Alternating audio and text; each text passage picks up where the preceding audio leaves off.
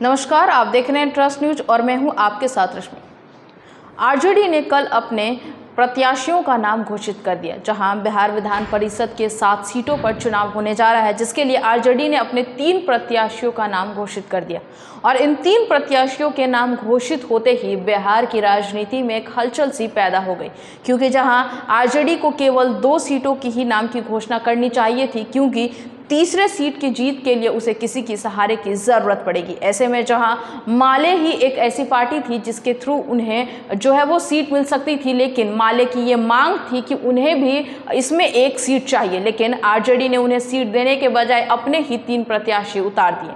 वहीं अब बीजेपी अब इन सभी बातों पर चुटकी लेते हुए नजर आई। दरअसल आज बीजेपी के दोनों प्रत्याशी राज्यसभा के लिए नामांकन करने पहुंचे, जहां पंचायती राज्य मंत्री सम्राट चौधरी भी उनके साथ थे। और जब नामांकन के बाद वो बाहर आए तो उन्होंने सीधे तौर पे आरजेडी पर हमला करते हुए कहा कि पहले तो उन्हें बताना चाहिए कि उन्होंने किसके सहारे जो है वो आगे जीत हासिल करेंगे, तभी उन्हें तीसरे सीट के प्रत्याशी की नाम की घोषणा करनी चाहिए थी, क्योंकि 2 सीट पर जीत तो वो हासिल कर लेंगे, लेकिन तीसरे सीट के लिए उन्हें किसी के सहारे की जरूरत पड़ेगी। ऐसे में माले हो या फिर कांग्रेस हो, उन्होंने सीधे तौर पे कहा, अगर कांग्रेस की बात करें तो कांग्रेस में जिस तरीके से उनके रिश्ते चल रहे हैं, अगर वो कांग्रेस हो या फिर माले हो, दोनों में से किसी एक की सहारे की तो जरूरत पड़ेगी ही। आरजेडी ने आखिर क्या सोचकर अपने 3 प्रत्याशी को जो है वो नामों की घोषणा की है, क्या कुछ कह रहे हैं सम्राट चौधरी, हम आपको पहले वो सुनाते हैं। राज्यसभा चुनाव में आज भारतीय जनता पार्टी के दोनों उम्मीदवार ने अपना नामांकन किया और उम्मीद है कि हमारे दोनों उम्मीदवार और एनडीए के उम्मीदवार मिलाकर सभी लोग निर्विरोध चुनाव जीतेंगे।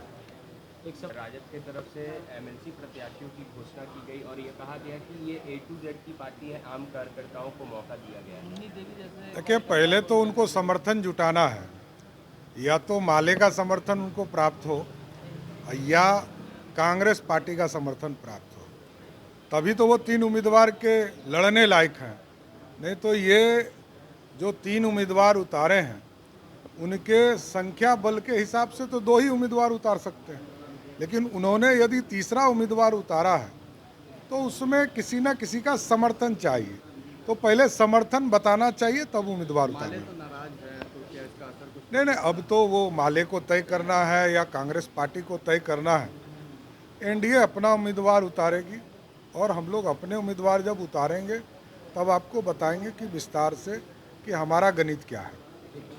सम्राट चौधरी की बातों से साफ झलक रहा है कि किस तरीके से वो चुटकी लेते हुए नजर आते हैं। वहीं आपको बताते चले कि माले के स्टेट सेक्रेटरी कुणाल ने भी आज सीधे तौर पे कहा है कि आरजेडी ने बिना उनसे पूछे, बिना कोई बात किए, अपनी ही मर्जी से तीनों प्रत्याशियों का नाम जो है वो घोषित कर दिया है।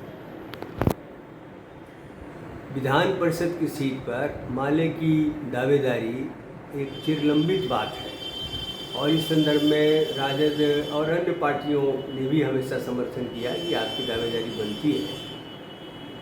लेकिन इससे भी ज़्यादा महत्वपूर्ण बात है कि एक महागठबंधन चल रहा है, तो कोई भी फैसला आप लेते हैं तो उसमें महागठबंधन की पार्टियों के साथ राय विचार करके कुछ फैसला होना चाहिए। लेकिन राजद ने जिस तरह से एक तरफा तरीके से 3 सीटों पर अपने उम्मीदवार की घोषणा कर दी है, इस पर हम लोगों का भारी ऑब्जेक्शन है। ये गठबंधन की जो अपना जो तौर तरीका है, ये उसका उल्लंघन है। गठबंधन इससे कमज़ोर होता है और इसके जरिए आपस के रिश्ते कमज़ोर होते हैं, तो ये ठीक नहीं है। इसी पर हम लोगों ने उनको पत्र भी दिया है, अपना ऑब्जेक्शन किया है कि इस पर बात करके जो भी राय बनती उसको लेकर के आगे बढ़ाया जाता, लेकिन राजद ने ऐसा नहीं किया और हम लोगों ने इसका विरोध किया है।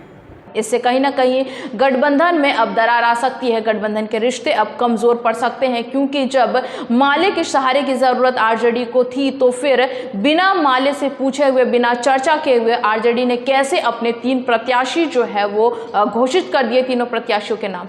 यानी कहीं ना कहीं अब आरजेडी से माले के रिश्ते जो है वो खराब हो सकते हैं। जहां कांग्रेस के रिश्ते पहले से ही आरजेडी से खराब है, ऐसे में अगर माले से भी रिश्ते अगर आरजेडी के खराब हो गए तो ऐसे में तीसरी सीट पर जीत हासिल करना आरजेडी के लिए मुश्किल ही नहीं बल्कि नामुमकिन हो जाएगा, क्योंकि अगर हम उनकी संख्या की बात करें तो आरजेडी की उतनी संख्या है ही नहीं कि वो तीसरी सीट पर जीत हासिल कर सके। और जैसे कि माले पार्टी ने अभी रुख अपना लिया है, आज ही स्टेट सेक्रेटरी ने जो बयान दिया है उनके बयानों से साफ है कि अब माले भी झुकने वाली नहीं है। तो अब देखना होगा कि आरजेडी क्या अपने कदम पीछे लेती है या फिर माले के शर्तों को उसे मानना पड़ेगा। आगे ऐसी खबर के लिए बने रहे हमारे साथ और हमारे चैनल को लाइक शेयर सब्सक्राइब जरूर करें, साथ ही हमारे फेसबुक पेज को फॉलो करें। धन्यवाद।